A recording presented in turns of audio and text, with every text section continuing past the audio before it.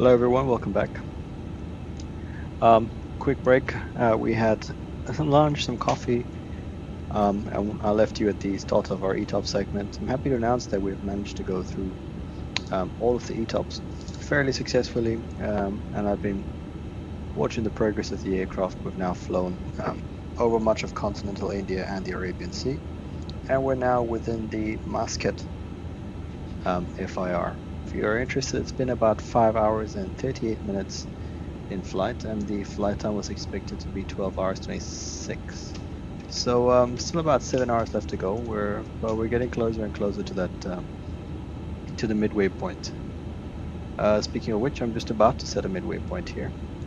Get to choose between the different airports that are closer to us and further away. We've been looking at Mumbai. Well, that's now out. We are more interested in Muscat, which we have also sort of gone past. I'll take a look at the tempo AFC charts of Muscat. Everything is a-okay. So where are we now? We are just about to enter the United Arab Emirates, and we'll fly over Dubai, where there is still no air traffic control, unfortunately. Usually they tend to show up late afternoon-ish. UAE time, but today we have not been quite as lucky, and it doesn't seem like they are online to greet us. Also on our route across, we had the pleasure of hearing Emirates 565 traffic out of Bangalore airport in India do a rejected takeoff. Unfortunately, we didn't actually see him do the rejected takeoff. We were quite a bit further away from Bangalore than I expected. I was still within the availability to go there, to divert there, but unfortunately, not quite so close as to be able to see the guy, of course. Let me turn down the flight sim sounds a bit. I've been told that it is quite loud, and that you find it hard to hear me. So turn down a little bit, and we can see.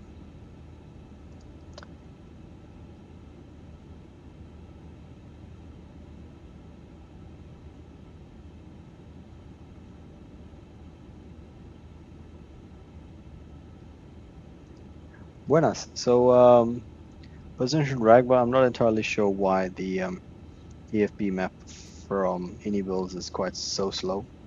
But position Ragma, Parar and Ragmar, I can tell you where we just crossed Parar now, is in the Muscat FIR. So sorry, I stand corrected. We are still about to reach Muscat. Let me go ahead and turn on the airport so I know. So just off to our right side there is Oscar India Zulu Charlie, which is Zahedan, I think. Oscar India Zulu Charlie is Konarak Military. My mistake. So we're not going there. Sur is a VOR based in Muscat, and Muscat should be just a little bit further than us. At the moment, I've put us between 2 points between Muscat and Mumbai. I don't think that's quite as fair. I think Mumbai is a decent distance away, so let's go and fix ourselves a halfway point between Karachi in Pakistan and Muscat. All right, well, that's been sequenced as well, and turns out we are right there. So yeah, just before that ETP, we'll go back to Karachi. Anything after, we'll proceed on to Muscat. Fairly simple.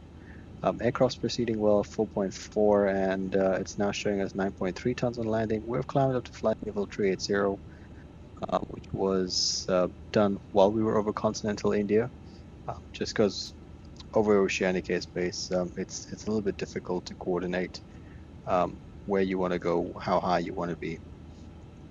So yeah, that's about where we are in terms of our flight. And now we just progress. I mean, I'd like to, as you can see now, we're just waiting for the weather to come true from Muscat Airport so that we can plan our arrival into Muscat in the event that something goes wrong. So let's go ahead and I'll show you how to do that. So we go out here to ATC COM. This is still stuck from Phuket because I've just been using Navigraph to get the weather quickly. It's just a little bit easier to do in terms of dexterity and actually using the equipment I have with me at the moment. But we're going to use what we have on the aircraft, Muscat, and we're going to send the request to get the weather conditions at Muscat. Most likely the winds are going to be blowing in from the east. 030 at 6, 360 and 60, so northeast. So that increases the possibility of us landing on runway 08 in Muscat. More often than not, a 08 left in Muscat, 26 degrees, 1015. Let's get Karachi out the bag now. We'll go 1015, 1015. We'll plan for possible diversion into Muscat. We're not going to touch that. And let's see what Muscat has to offer us. So Muscat, Tempo AFCs, a lot of the SIDs and stars have been decommissioned, and we can see that if we were to go very quickly to the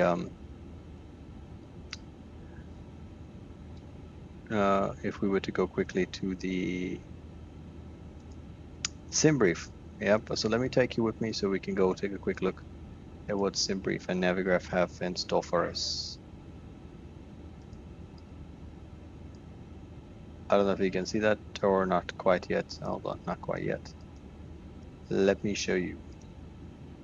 There we go. Sim brief, Navigraph. Let me just increase the size of that so you have a better overview.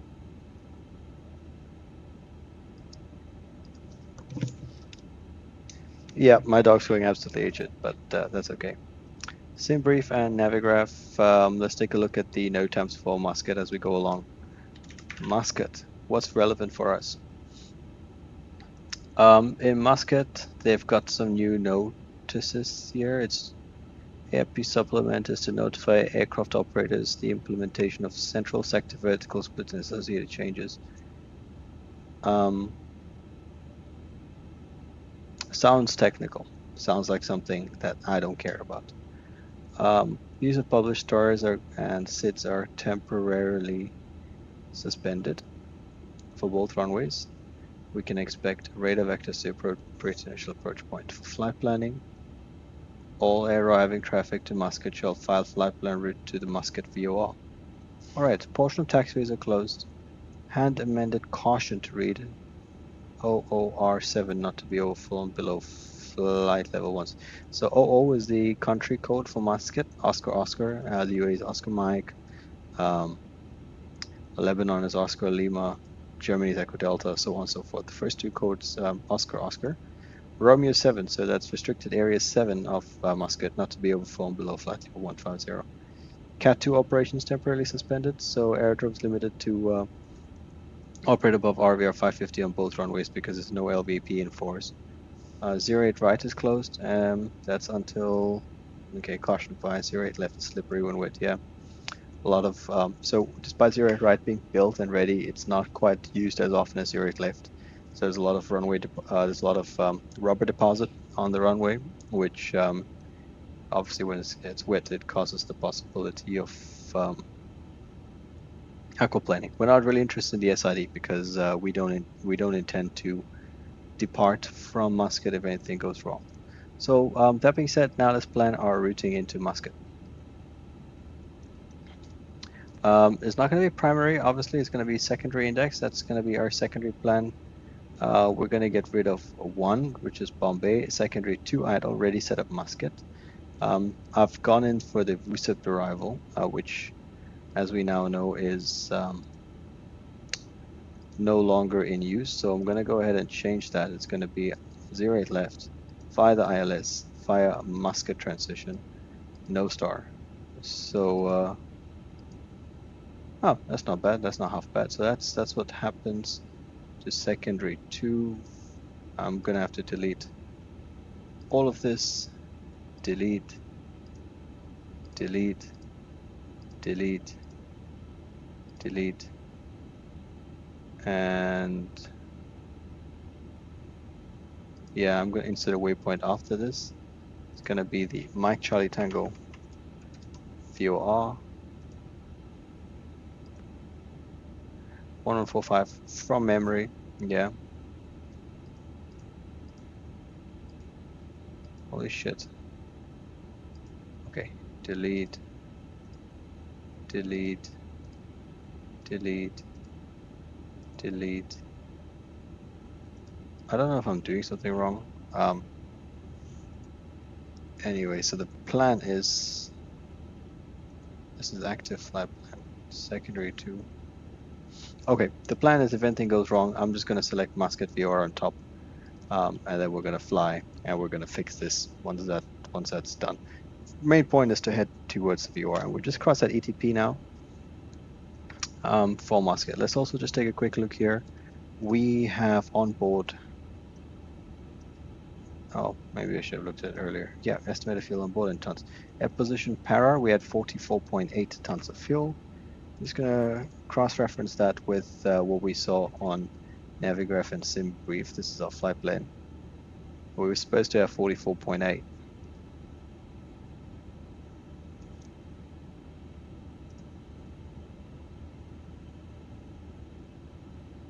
Position para. Well, that's already Kuwait. Para is in Muscat. Shortly before 44.2. So we're doing about 600 on top of the flight plan fuel. Savings. Every little bit helps. And we're just gonna go take a look at what if we land in Muscat. Like, what do we need for our landing in Muscat? What are we missing? What extra could we do? So it's currently weigh 20.9 tons. The maximum landing weight for this aircraft is, I have this scratched down here somewhere, 20.7. So we're still about 2 tons above maximum landing weight. And we tend to be burning on average about 5.6 tons per hour. And by the looks of it, we'll be in Muscat in 15-ish minutes. Let's call it 30 minutes. So it's actually going to be about 2.8 tons less. So we might just be able to sneak in below maximum landing weight, but we're going to go try our performance based on the worst case scenario, which will be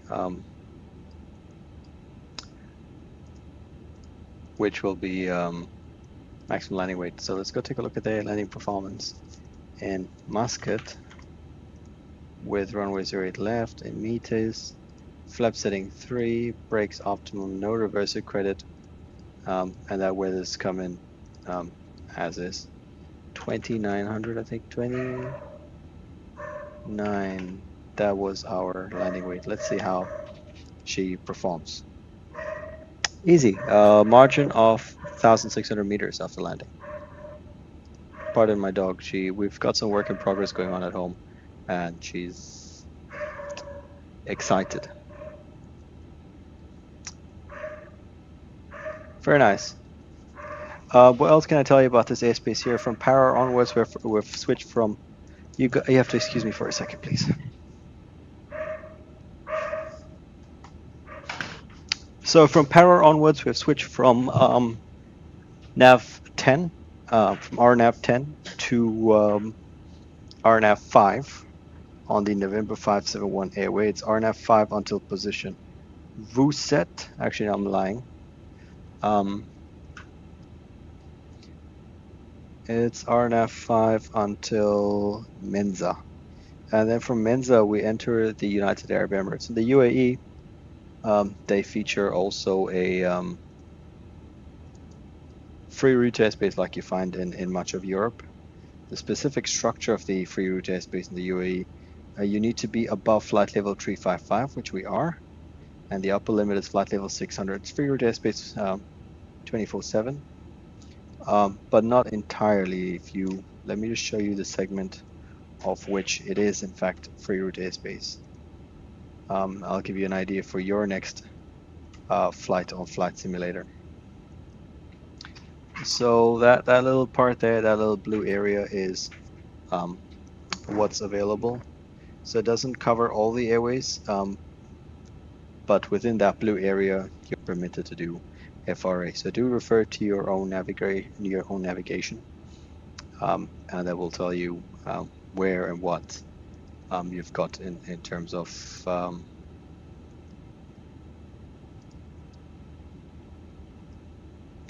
route airspace. We are planned a little bit over the actual bulk of the landmass of the UAE. From Menza to Mitex, it's only about 80 miles, but on that part we are free route airspace, and then from there we join the airspace structure, which is RNAV1. I want to just make sure that we are compliant with RNAV RMP. I believe that's how we take a look at position and we monitor.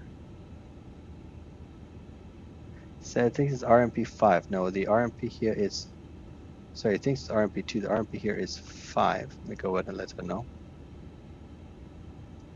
And EP, you would think it's estimated performance, maybe? Required navigation performance, estimated performance. I'm not sure. Oh, okay.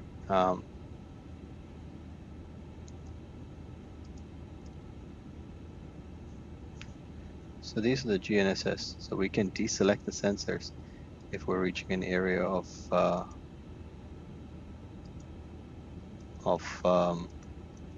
widespread jamming, let's say. This part of the world, Muscat maybe not really, but as we fly over from, I guess, from Iraq onwards, GPS jamming is prevalent. In the UAE as well, you can endure some GPS jamming, but it tends to be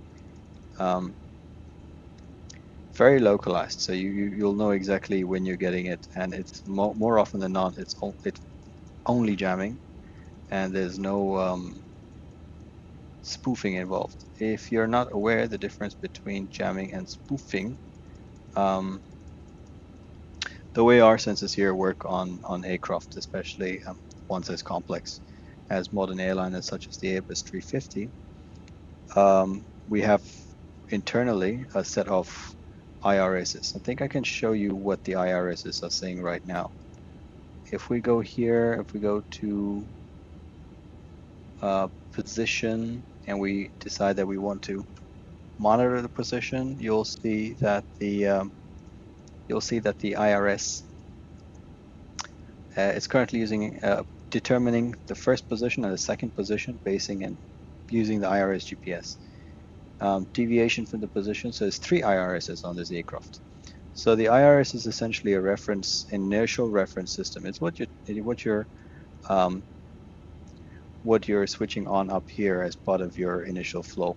Basically, you are, in the old days, you'd be spooling up a gyro, and the gyro is able to measure every little acceleration you do.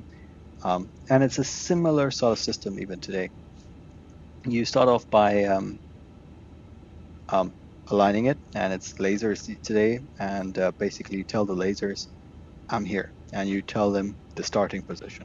And from that point on, it measures every single acceleration, every single change. So in its own head internally, it knows where it is on a global scale. Yeah, so that's basically how the IRS works. The fallibility of IRSs or gyros over time is they tend to drift. They're accurate. They're really accurate, but I think it's fair over the course of 15, 14 hours.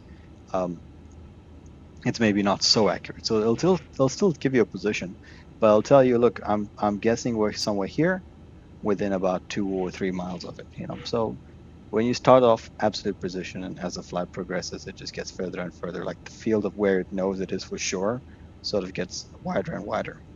So in order to combat that sort of drift, modern aviation, they have decided that every once in a while, we're going to update the IRS. So we're going to keep telling the IRS, hey, you're here based on GPS, which is great. So we are able to fly with incredible precision these days. The downside of which happens to be that when all the militaries and governments decided that they want to start GPS jamming for their own defense or offensive capability, well then, yeah, that's what happened. So our GPSs were getting jammed, and they were no longer able to update the IRS. which is not a big deal. So we just went back to the good old days of the iris, just remembering where it was from the last time it was updated. And then pilots would look around left and right at VORs themselves, and then you have the option to allow the IRS to be updated from DME. So essentially, you'd have two different stations, and station 1 would say you're 80 miles away. So you draw an 80-mile circle from the station, and station 2 would say you're 100 miles away, and you draw a 100-mile circle. So there's only two positions those circles might meet in, or even just one. And that's how the IRS knows, hey, I'm here. Just used in ground navigation. Not as accurate as GPS, but still okay. Jamming is not a real big deal. Obviously it causes a little bit of drift, and then maybe if you're going to an airport that's RNAV1 and you haven't recovered your GPS, there may be some additional things that we'd need to talk about. But as far as we're concerned at the moment, not a big deal. The problem happens with spoofing. So the way I believe it is designed is that a lot of our military tech these days contain GPS signals, GPS guided bombs and cruise missiles and whatnot, GPS everything. So how do you defend your country from a bomb that's coming at you on a perfect GPS location? So you lie to the bomb, yeah, because the bomb might have an internal reference as well, so it's not going to get lied to. But if you can send a signal and pretend you're a GPS signal and lie to the bomb about where you are, or at least confuse it, you could possibly just sort of divert it away from your critical infrastructure. Let's put it that way. Unfortunately, part of the unintended consequences of that is amongst the people getting diverted or getting lied to are aircraft. So using these fake signals, sometimes that's why we have two, right? I mean, we've got two GPS signals, or was it three? I think it's two GPS signals. Let's take a look. GNSS, yeah, we got two GPS signals. This one's seeing 11 satellites, and the accuracy is within 7 meters or 4 meters. So one of these satellites are probably going to come in and say, oh, you're somewhere else. So the GPS is not going to be entirely sure where it is. You see, it's even got an altitude based on where it is. It knows its ground speed. It knows everything, you see. So it's going to say, oh, you're not where you're supposed to be. So the two GPS are going to fight each other. And the first step is going to be, it's going to tell you, hey, you need to choose which one of us is correct. Guys, I'm going to leave you here for a quick break.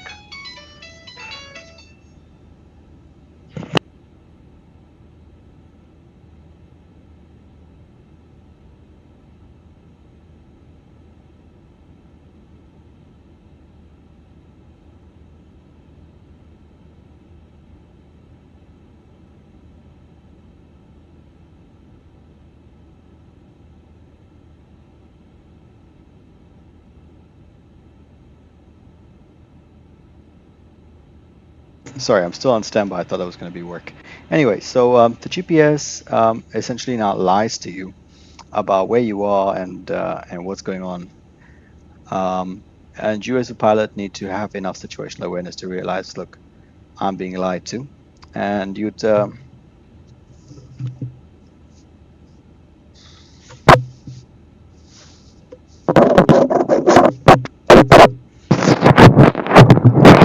it's just been 1 year and the stitching's already out. Okay. And you'd essentially tell the GPS to bugger off. So that's what we'd be doing here. We would deselect the GPS. So it's the way that it's augmentation, is satellite-based augmentation. No, we're going to go here and say GNSS sensors to be used for aircraft position, deselect. So the aircraft would then go on physical navigation aids actually on the ground to then decide. Yeah, that's what I'm going to follow instead. And it'll give you still a very precise position. It becomes more of a challenge if you're not flying extended periods over the ocean, because there are no VORs, no DMEs there, so it can't re-update itself. So if you were now flying, say, between the Middle East and Australia, you depart, everything's great, you cross Muscat, start getting a little bit of jamming, and then the last VOR you're probably going to see is Sur, and then it's 13 hours across the ocean until you get to Sydney, Melbourne, Adelaide, wherever you're going. And there's nothing there. There's no DMEs, there's no VRs that your signals can pick up that will tell the airplane, here I am. So essentially you go wide. So it says, okay, I'm super precise, I can fly within 0.02. As your flight progresses, you see I can fly within 1 mile. I'm somewhere here in this 1 mile. And then I say I'm somewhere here in this 2 miles, 3 miles, 10 miles. And it's just going to get bigger and bigger until you hit the Australian continent. And then you're somewhere within 15 miles, maybe 20 miles. Not a big deal because, I mean, in the grand scheme of things, 20 miles after flying 14 hours is not bad. You're covering a trip of 8,000. So, 20 is laterally is not too bad. And then once you're in contact with or once you're able to pick up navigation radios, and then it self-updates, it just immediately goes back, like it closes it and be like, oh, you know what, actually I'm here. And then it will just rearrange its track and come back to where it needs to be. But we've always had the technology, the IRS and the Navigates. It's just that in our fast-paced world, we've just gone on to use GPS because they're just satellites in the air. They're more accurate. More importantly, it means that we can decommission VORs and DMEs because they require a lot of power, a lot of upkeep, a lot of maintenance. It's just not necessary when you have satellites up in the air. So that's where we're going. Well, you'll see some of the major airports around the world have deactivated the VORs. I'm going to have to name a few of them if I make a statement like that. I'm going to go ahead and say the new Istanbul airport doesn't have VORs, does it? Well, it has 3 DMEs, but no VORs. But in our modern day, it's not really needed until the whole GPS situation came up and you realize we need to go back a little bit old school. So just based on that, we know that this GPS tech is not going to completely take over. We're always going to have some sort of radio aids because it was supposed to be all well concealed, well protected, the GPS system, but it hasn't quite worked out that way. So yeah. All right, folks. So between Muscat, I see here there's 2 airports that I'd like to pick are between Muscat and Dubai, the 2 big airports here on the eastern coast of the Arabian Peninsula. So let's go ahead and set up an ETP between the 2.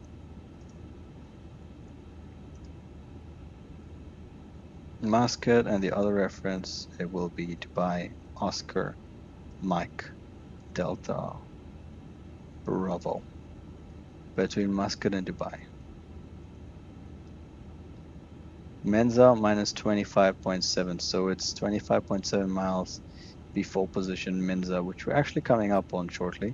And that lines up pretty well for us because Menza is essentially the approach or the arrival point into the UAE FIR. So that works out nicely. So before Menza, we'll turn back to land on 08 left in Muscat. After position Menza, we'll carry on to Dubai Airport. Once we are past the ETP for Dubai Airport, we'll set up the same. I think the airports, let me just scratch down some airports that we can take a look at the Mitar and Tabs for. Sorry, Mitar and no tabs for. I quite like the look of these starry seats, but anyway, some of the airports that I know, they're quite big in this area. Most of the Dubai area airports, Dubai, Sharjah, TWC, all pretty good. Because we're flying Singapore Airlines, we'll take Dubai as our primary because it's also a destination. We'll then go to Doha. Between the 2, there also remains the option of going to Abu Dhabi. So we'll take a look, but I would just choose between the 2. From Doha, I think the next bet would be Bahrain. And from Bahrain, we're going to go ahead and go halfway between Bahrain and Kuwait. So these are the 4 or 5 airports that I want to take a look at. And you're going to join me as we prepare ourselves for said airports. Those 5. Okay, so we're back here on SimBrief Navigraph. So the airports I was talking about, just for those of you who are not following or who are unaware of the area we're in. So this is the first airport, Muscat. Our eco time point is going to end up somewhere here choosing between Muscat and Dubai. So from Dubai, that's one of the airports we're taking. We'll take also Doha as a consideration because our flight plan. Interesting. Why is my flight not visible? Well, let me just re-import that.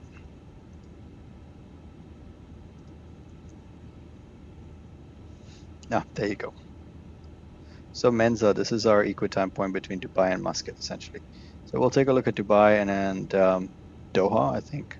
It's going to end up halfway between Ralmi and Tumac, Dubai, Doha.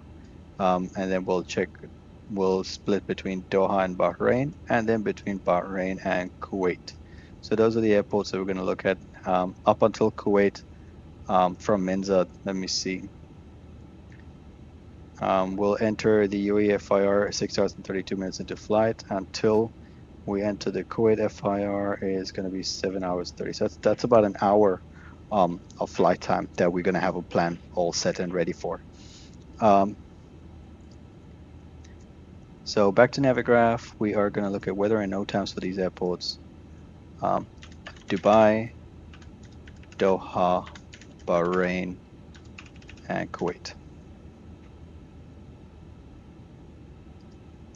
Oh, I apologize, OBBI. So Dubai, the weather is VFR 6 statute miles, transition altitude 13,000. Okay, cool.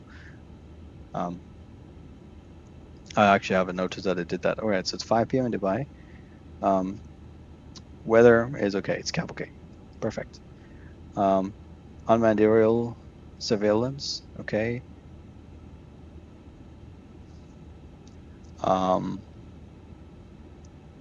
I guess there's some sort of flight planning requirements. That sounds like an operational thing. Unmanned aerial surveillance. Again, this is just up to 600 feet, so we're not too interested. 390 feet. Simultaneous runway ops restricted to the following weathers. Okay, so expecting a pretty nice day. More UAS flying, 950 feet this time. Additional critical obstacle to be depicted in this chart. That's from the 8th of November. A lighting type standard, color red, up to 366 feet. Okay. A couple of the aircraft stands are closed. Let's see if any of these affect us. On the 26th, between 11 and 14 Zulu, 30 left is closed. So it's currently experiencing a closure at Dubai Airport at the moment. So let me go ahead and scratch that down. 30 left closed until 1400 Zulu, was it? Yeah, until 1400 Zulu. That's the one for today. So we'll plan for 30 right. So that's good. In Doha, Hamad, there's some mandatory reporting points. If doing some amendments to local procedures. Weather is great as well. 27 degrees. I'm just scrolling through this. If you guys see anything important, it would be nice to know. LNAV, VNAV, minimum. We're going to use ILSs. ILS 16 right changed as follows. The localizer only as a new DME height. Localizer only as a new obstacle clearance altitude, sorry.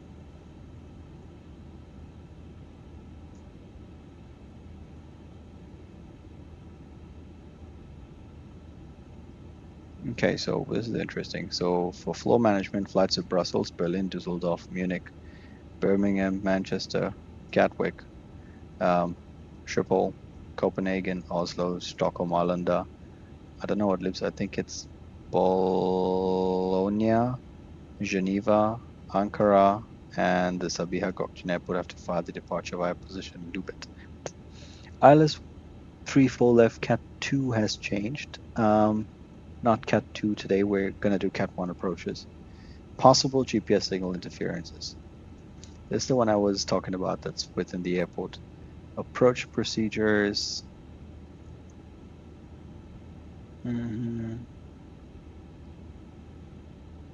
ILS 34 right and 16 left not available. That's actually good note time to know. ILS 34 right / 16 left not available.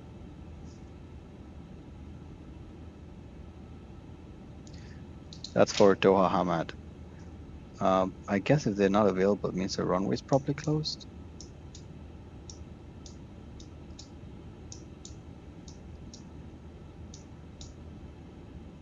No, because these SIDs are this. There's probably some work in progress going on that's now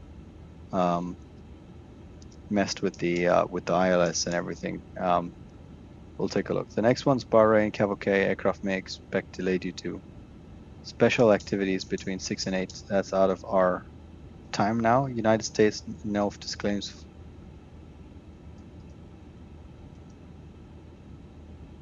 Okay. Special activity. That usually means SCAT is active, or that there's military action going on in the airspace somewhere. Quite new, between 6 and 8 for the 27th, so it's next morning. Interesting, I did not know. Then comes up Kuwait, last airport that we're looking at. Also good weather, the warmest of them all, isn't it? 30 degrees. Yeah, sun setting, so it should start getting lower. Notice there's a Gulf standard transition, altitude of 13,000, levels 150. Kuwait airport has a bunch of work in progress. They're going on with a new runway, GPS signals, a couple of stop bars, taxiway Whiskey 6 withdrawn approach procedures. Okay, so basically there's some speed changes that need to be amended on the ILS chart. Or all the approach shots. I think they put 220 instead of 250, and some bearings 254 instead of 255. Okay, a bit complicated. 33 left, 15 right, closed for maintenance due to single runway ops. All traffic should expect delay. We fall into that, so I'm gonna go ahead and put 33 left, 15 right, closed.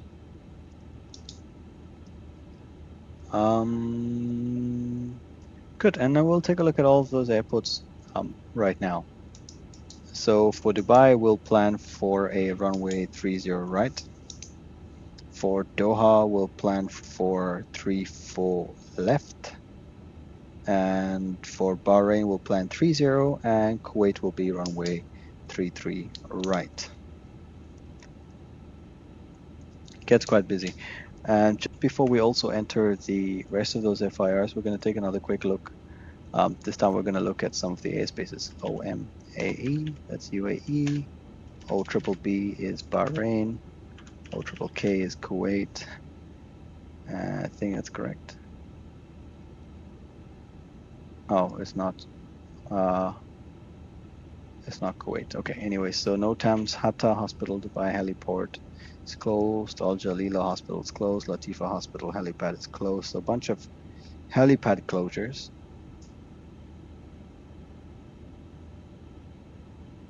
So slot controls at Dubai Airport. There's some going on here, but this is specifically slots heading eastbound, because Mumbai FRR can only take a certain amount of traffic. That affects how much traffic can be taken by Muscat and then all the Gulf airports accordingly. UAS, UAS, UAS.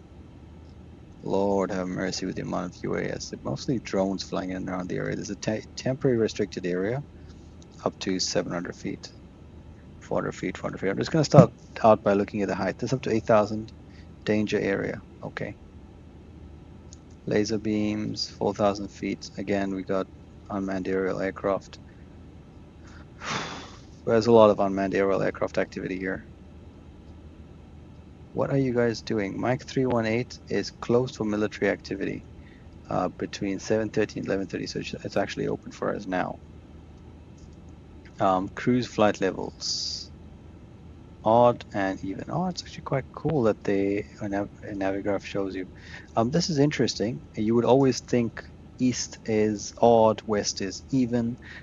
That's not necessarily the case. If you look at Rome, for example, or sorry, the Italy, Spain, Portugal, all of these guys have a north-west split. So if you fly north, you fly west, you fly even levels. If you fly south, you fly odd levels. It's quite cool, quite interesting. OBB didn't come true. Kuwait is actually OKAC.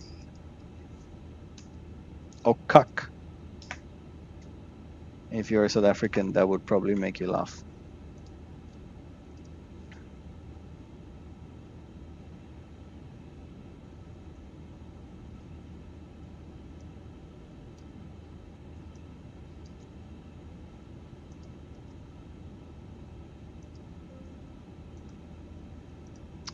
So let's take a look now.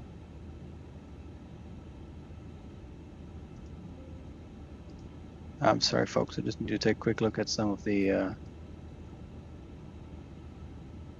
stuff going on here. All right, so here we are.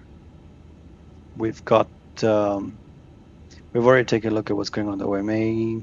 No significant METARs here, no SIGMETs. Skylight beams. Oh my God! For the Avenues Mall position, Couver is not available for entry into the Bahrain FIR. Are we entering via Couver? No, we're not. We're entering via Tumac. Problem solved. Potential GPS interference. So far we've had that from Doha and Bahrain. Military exercise. Danger area is activated. The above is received from Jeddah, so must be quite close to the Bahrain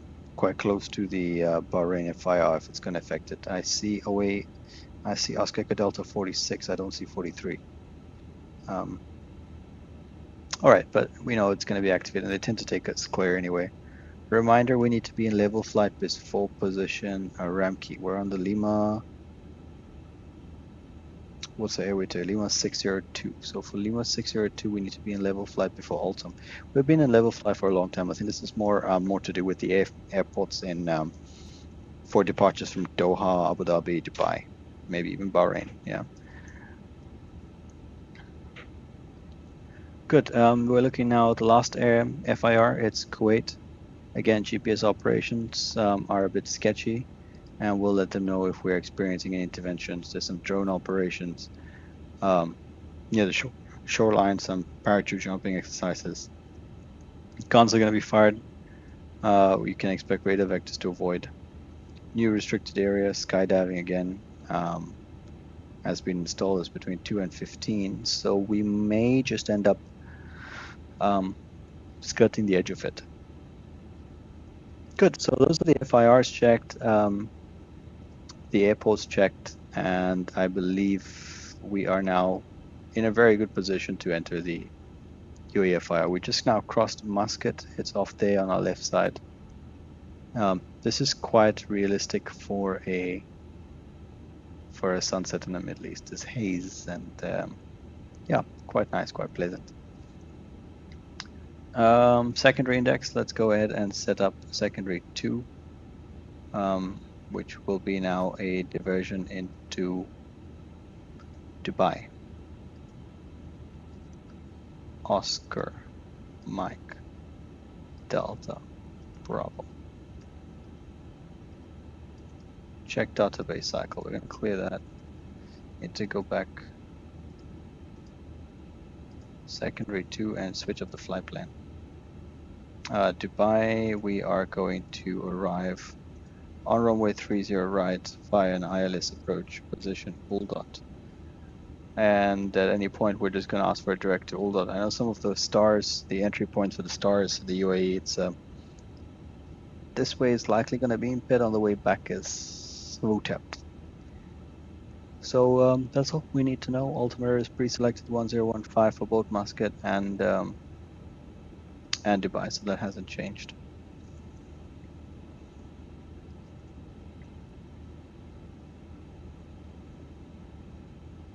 And now we just sit back, relax, and talk shit with our colleagues. I mean, if let's see if any of you are up on the chat. Maybe we can chat about things.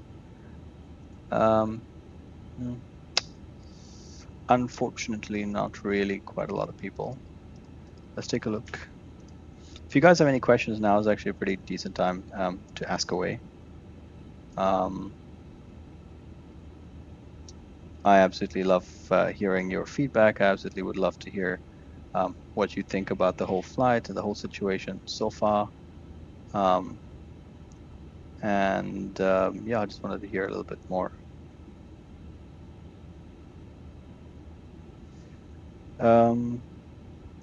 We can also just kind of look around the airplane.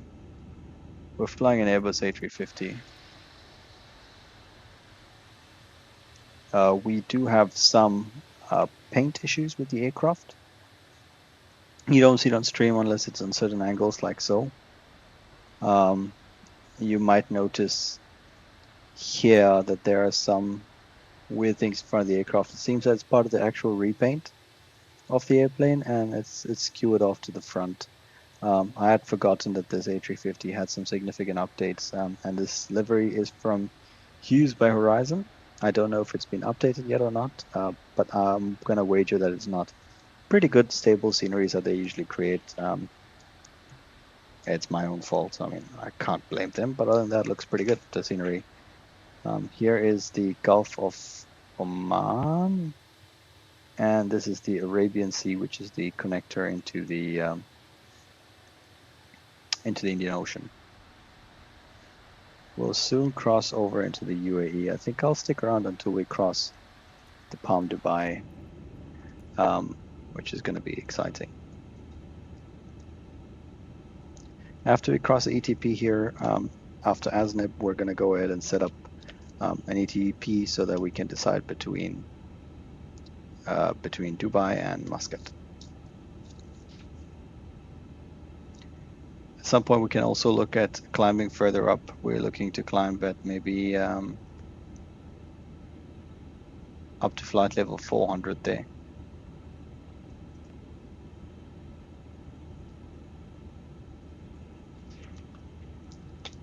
Oh, it's been a long day. It's soon going to be time for a coffee.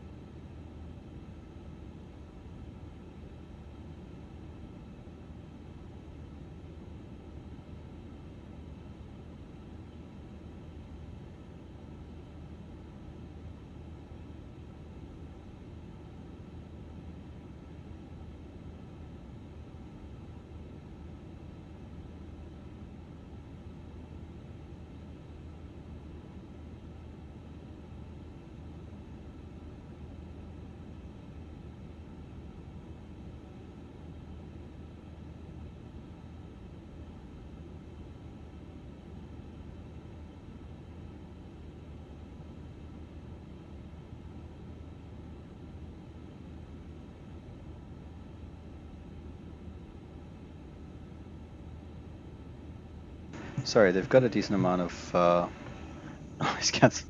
I don't know how long I've been talking to myself without you actually hearing me speak. These headsets do have a decent amount of noise cancellation, noise protection, I guess. Sometimes it's hard to hear the outside world, and it just gives you the false sense of being heard very clearly. So if you do need me to speak up, or you want me to change the volumes of any of these items here, we can obviously sort that out for us.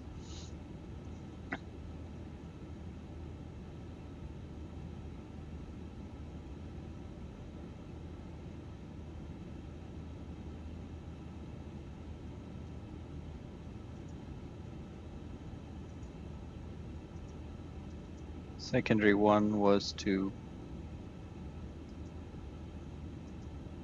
Oh, I don't know why I thought that was set up for Muscat. Okay, interesting. Dubai. Anyway, we're past it. And I'm gonna go ahead and set this one up for Doha Hamad. Oscar Tango Hotel Hamad Airport in Doha. Check database cycle for airflow. So I put cost index 10 only for the secondaries. I do hope it hasn't actually affected my primary flight. Active flight plan. Let's just have that there and the init page. Oh, good. That's just a fuel savings and a diversion. Secondary one still Mumbai, and I think I was working on Sec 3, wasn't it? Yeah. Flight plan Doha. arrival. Let's take a look what to expect in Doha. We already know one of the runways, the ILS is off or is not available. That's going to be runway 34 right, 16 left. So for our peace of mind, we're just going to go ahead and we're going to use runway 34 left one time. 34 left, the ILS approach. Fantastic. ILS approach 34 left via IMCAT. If something goes down, we're going to ask them to fly direct to position IMCAT. Which they'll probably approve because we're going to declare Mayday. I mean, if it's that critical, time critical, it's probably going to be a Mayday situation. Good, the secondary is ready to divert to Doha, 34 left, and ready to divert to Dubai via Uldot and then Egnot for the mist. Secondary 1, we're past ETP, so we can now switch this to Bahrain, which is the airport we have selected after Doha. Oscar Bravo Bravo India. Set. Before I go ahead and actually no, I'll just finish that one. So Bahrain secondary index, secondary 1 flight plan, Bahrain arriving runway 30. Right. Yeah, that's right. ILS approach 30 right via nothing. Just by itself. Good, that's sorted out. So we have a look at all the secondaries now, right? Secondary 1, secondary 2 is Singapore Dubai, diversion for Bahrain, diversion for Doha Hamad. The next thing I wanted to do was set up our ETPs now for the next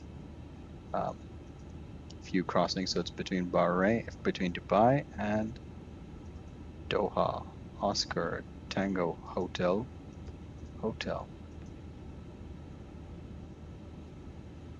7 miles before Ralmi, which is close to what I had predicted. Of course, this is based on false winds. Let me go ahead and change this winds to nothing. Let's see what it looks like in still air conditions. Because I don't actually have cruise flight level winds for you guys.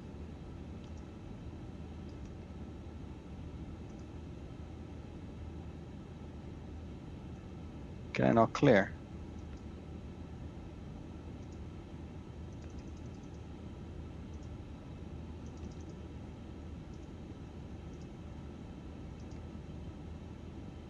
It doesn't matter, it's not anyway. Okay, cool.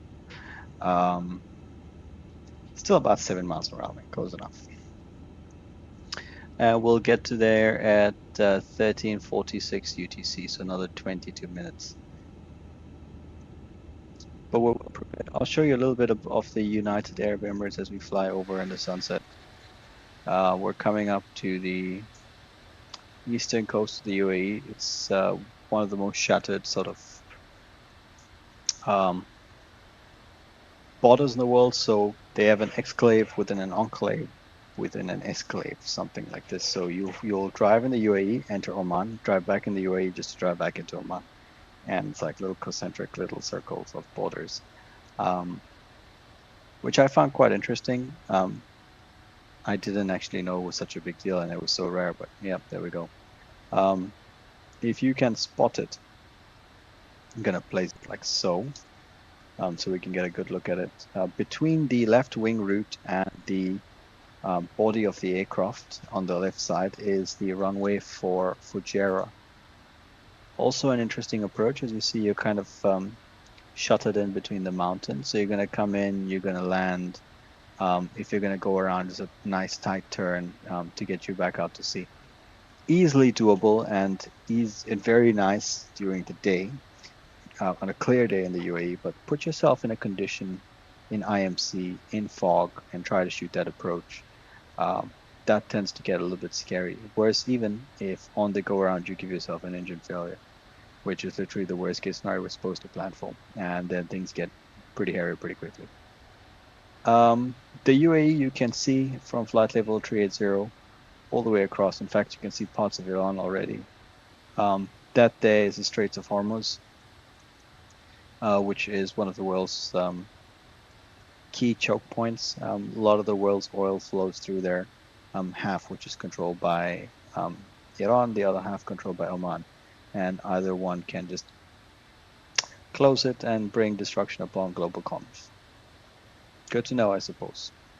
I think it's only about 20 kilometers wide, or some really small number like that.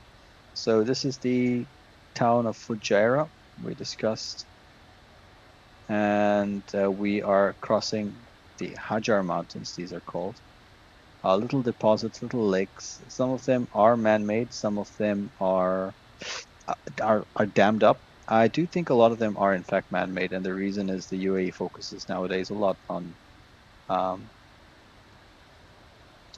their water strategy, let's say. Yeah, so they're trying to have reservoirs when it rains. If you remember, I think it was last year or the year before when Dubai flooded. I guess it is a good thing for the reservoirs, not so much for people and businesses. And I'm not going to comment on changing the weather conditions, like cloud seeding or whatever it is that they're accused of. Or maybe that's something we could do. Maybe that's a mission we can do on stream. We can do a little bit of a cloud seeding mission as we go around. Oh, I'm sorry. Let me just reply to you. I am reading chats. Unfortunately, I don't really have it up like so. So I do apologize if I'm a few minutes late on your chat. How many hours do I have in game? In FS 2024, I'm not entirely sure. I haven't taken a look at the logbooks. I've been on 2020, 2024, P3D before that, FSX before that, FS 2004, and FS 2000 before that. So I've been on VATSIM for a great many years. And we are now in, of course, a very good era of flight simulator. All the aircraft are pretty good. The A350s I was contending with in P3D and FSX were pretty hilarious. Didn't have 330s, 340s, 777s, so we're in a very good place in terms of flight sim. We do have a lot of complaints here and there, but pretty nice. Hey, you starting to sound a bit like a bot. Is this your favorite game?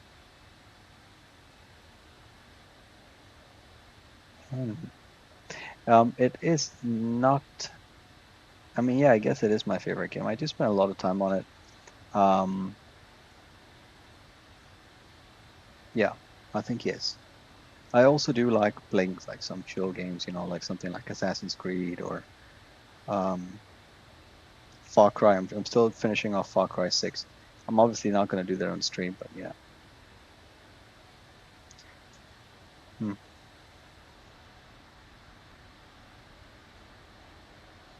So we're just crossed now the Hajar Mountains, and we're over the salt flats, or like the rocky coral part of the UAE. And then not rocky coral. I mean, this is still sort of what we call a floodplain, yeah. Because if it rains on these rocks, these areas tend to flood with rainwater pretty quickly, and then we'll soon enter into the coral desert. Essentially, the sand is from old coral reefs, let's say many years old. You can already see parts of Dubai and Sharjah arriving and approaching.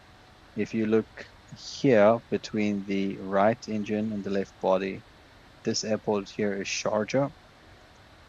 It's in a separate city, but they're all in one sort of large urban area. So Sharjah is a single runway, category 1 only, and it serves sort of as Dubai's secondary airport, and it features local carrier Air Arabia, who fly Airbus A320 family. So 321s, 320, 320 Neos, 321 Neos. I think maybe a couple of LRs as well. So that's Air Arabia's home. And you can see out there is 2 runways. Dubai International Airport, significantly larger, but you can see the problem with it is that it's hemmed on all sides by buildings, by houses, and it's not really possible to displace them. That used to be the original old core of Dubai, that little mouth and outlet there, and the city's expanded, as you know, becoming rapidly more American, I'd say. It's very dependent on on car transport, and those are the man-made islands: the Palm Jumeirah, the Palm Jebel Ali, and Jumeirah, Jebel Ali, and the World Islands. These islands now are called the Dera Islands, but they were part of being the biggest of the three Palm Islands. It's going to be Palm Dera. In fact, that top island you see there was meant to be the crowning crescent, something similar to the one on Palm Jebel Ali for Palm Dera. Unfortunately, that didn't quite go to plan.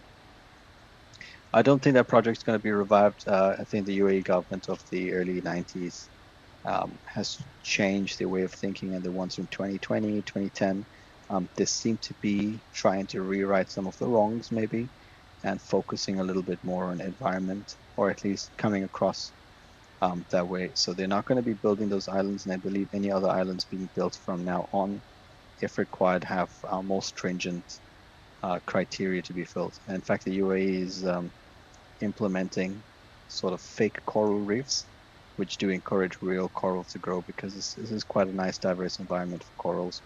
And also replanting some of the UAE's mangrove forest, which you can see over there. There's some mangrove forests on that side, and you'll see a few more there, but the vast majority of them are in the waters closer to Abu Dhabi, which you're not going to be able to see further down there. All right, guys, so we are now about to enter RMP1 airspace. So let's go ahead and change our position monitoring there to RMP1.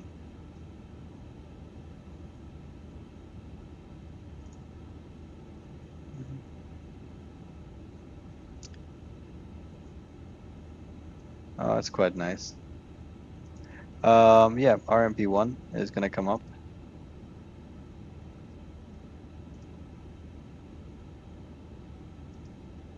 And we are going to set this up for RMP1. Very nice. So this was a portion of our flight which had, what do you call it? The free route airspace, but now we're here, RMP1, and oh, you play GTA 5, Marvel Rivals, FIFA, and some Souls-like game. Sounds nice. I do like GTA 5 myself. Marvel's Rivals I've played once. I'm not very good at it. FIFA, I like it. I've played quite a few iterations of the FIFA games. You're from England. And me, I'll keep that secret. Oh, that was not required. Well, I am reading the chat-ish, but this is more sort of like an educational kind of video, so I'm also kind of focusing on that. So sorry if I've disappointed you. Maybe I'll do better. Maybe there's something I can do so I can get some sort of, what do you call it? So I might get some sort of notification when there's a chat that's come up. Let's see. Oh well, sorry about Nova 5Ren. Maybe we chat some other time. Yeah. Thanks for the stream. Thanks for your pleasant comments as well. So we are now past Dubai. Let's just watch the coastline go by and the sunset. Oh, that's nice. Maybe you can point out some landmarks here. We've literally flown right over the airfield. This is the downtown area of Dubai that's bounded by these two highways and the waterway here. The World Island supposed to look like the shape of the world. So where's Nova 5Ren? If you're still here, Nova 5Ren, that's where you're from, Englandland. And yeah. Well, it's quite quickly developed. I mean, you can see it's a hodgepodge of all different kind of ideas here. Some green communities and this Star Trek Millennium Falcon looking. I don't even know what that is. Very hot. Do not recommend. At least not in the summer. I think this time of year we checked was 27 degrees. Not bad.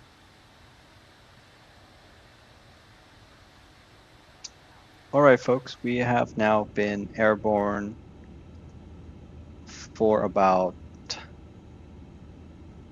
6 hours and 45 minutes. That gives us about another 5 and a little bit to go. So this is roughly about the midway section of our flight. Once again, I'll leave you here.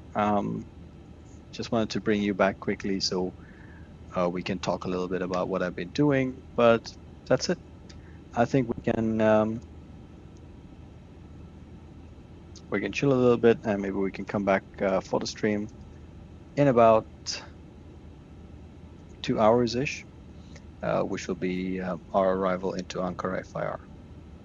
Anyway, we hope you've had a pleasant flight so far. You've joined me from approaching into Muscat across the Oman and the UAE, and now we're heading into the Arabian Gulf through through Iraq, and then we'll go past Anatolia into Eastern Europe and Bulgaria, and then we'll fly through Central Europe across Hungary and Austria before our final arrival into Munich, which is still a fair distance away. Thanks very much, and do catch the stream when we restart in about 2 hours. Thank you.